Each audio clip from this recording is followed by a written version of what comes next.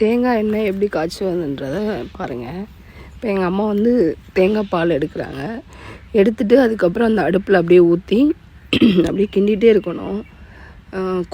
கொதிக்கிறது அந்த பொங்காமல் இருக்கிறதுக்காக கிண்டிகிட்டே இருந்தோம்னா அப்படியே ஒரு ப்ரௌன் ஷேடில் வரும். அப்படியே அது வர வெயிட் பண்ணிகிட்டே இருக்கணும்.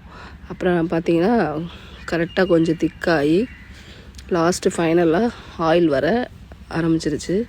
அது வர அப்படியே கொஞ்சம் கொஞ்சமாக அப்படியே ஸ்லோவாக கிண்டிகிட்டே இருந்தோம்னா தேங்காய் எண்ணெய் ரெடி ஆயிரும்.